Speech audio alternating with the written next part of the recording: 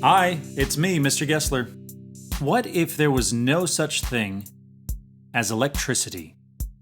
No phones, no computers, no TVs, no iPods, not even a radio. What if you had good news to tell someone far away? How would you tell them? Maybe you could write them a letter. What if you knew a really cool song and you wanted to share it with someone who lives far away? How would you tell them about the song? In the same way that you can write a letter, you can write music down. Many of you will remember from last year that music can be written down in a coded language, sort of. That's what all of this ta and ta-dee stuff is about. You already know how to read these rhythms, for example. 1, 2, ready, go. Ta-dee, ta-dee, ta-dee, ta-dee, ta-dee, ta-dee, ta-ta. But using ta and ta-dee only tells us how long and how short the sounds are. We also need to know how high and how low the sounds are. Say, for example, that someone writes you this music message. We already know that when we see these 2/8 notes, we clap twice and say ta-dee. But how high or how low is this note supposed to be? For that, we need to visit our old friend, the major scale.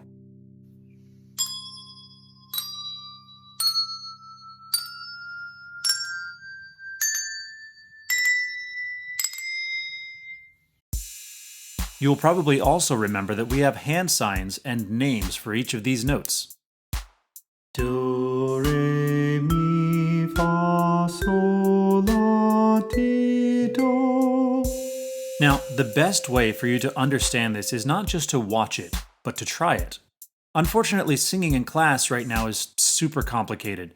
The New York State guidelines require singers to be 12 feet apart and wearing masks. Most of us don't have that kind of space in our classroom, so here are some options for you and your teachers. Number 1, you can sing outside. We'll do this whenever we can, but not today unless you have some amazing way of watching this video outside. Number 2, you can sing at home. I've invited all of you to our Google Classroom page, so you will have all the resources available to you to sing at home. Number 3, we can hum with our mouths closed. That kind of messes with our solfege. We can't really sing do, re, mi, etc. So this year it will be super important to use the hand signs. Good, so for today we'll just hum and use our hand signs. Anyway, some friend from far away wrote you this note, and it sounds like this. Sol, sol. So give me the hand sign for sol and we'll hum the pitch like this. Mm-hmm. Very good. Of course, I can't hear you. I'm just pretending. So yeah, great job. These are 2 short notes. It's like they just wrote, "What's up?" But it goes on. Remember, we're asking the question, how high or low is this note? You'll notice I put a line right through the middle of these 8th notes. As we move forward, it will be helpful to remember that any note head that has this line going through it is called sol, and we sing it at that same pitch. Sol, sol. In fact, we can circle the top line with this fancy scroll called a treble clef. In this music sentence, this treble clef tells us where sol is. Take a look at these 2/8 notes in beat 2. Are they higher or lower than sol? Yeah, you can trust your eyes on this one. They're definitely higher. There's no line going through them. The line is under them. And the next note up on our major scale is la, la. So far, our music sentence says sol, sol, la, la. Notice that not only am I saying la, but the pitch of my voice is higher on la. Mm-hmm. Beat 3 has 2 more 8th notes, but we know exactly what they're called and how high they sound, because we already sang them in beat 1.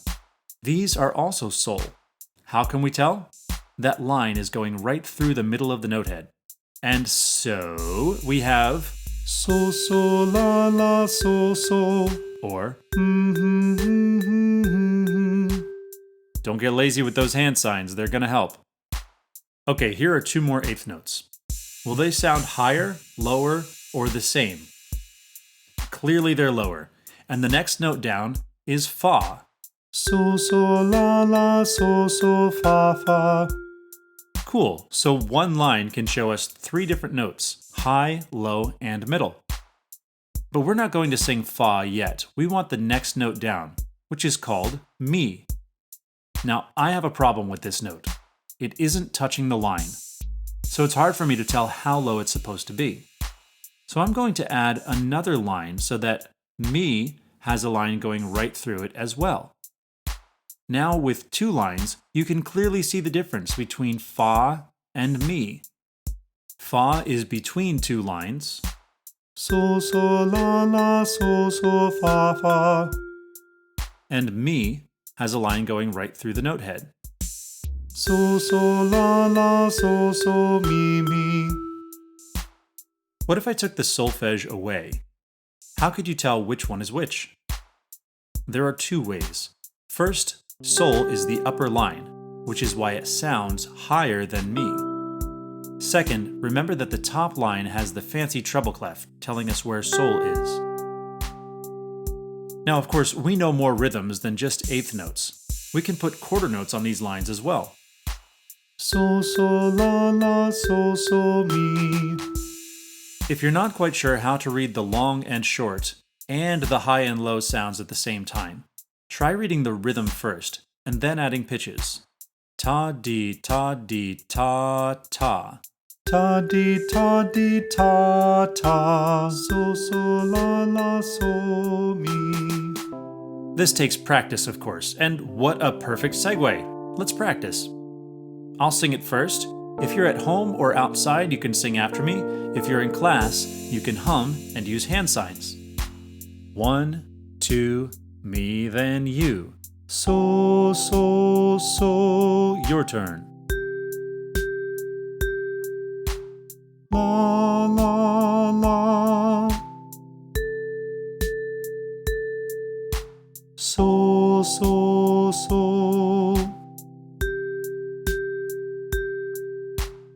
me, me. So, la, so. So, la, mi. So, mi. Mi, so. So, mi, so. So, mi, so, mi. So, la, so, mi. So, la, so, mi. So, la, so, mi.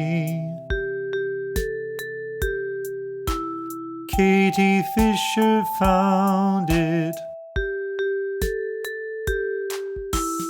Whoa, what just happened? This is exactly how you can write a music sentence to a friend far away. They don't have to hear you sing it in order to know how it goes. They can read it themselves. Let's go back to this rhythm of all eighth notes. The rhythm sounds like this. Ta, di, ta, di, ta, di, ta, di. Then we add the high and low sounds. Ta, di, ta, di, ta, di, ta, di. Or so, la, la, so, mi, mi. Then we replace all of those sounds with the words of the song, like this. Lucy Locket lost her pocket, Katie Fisher found it. Not a penny was there in it, only ribbons round it. Ladies and gentlemen, you have just learned how to read music. Of course, like reading books, it takes practice to get good at it. After this video is done, go to the Google Slides document that's in Google Classroom, and there will be some practice slides. Some of them have the solfege written in for you, but I will gradually take the solfege out, and you can fill it in with your hand signs and humming voices, or with the solfege if you're at home. Happy reading!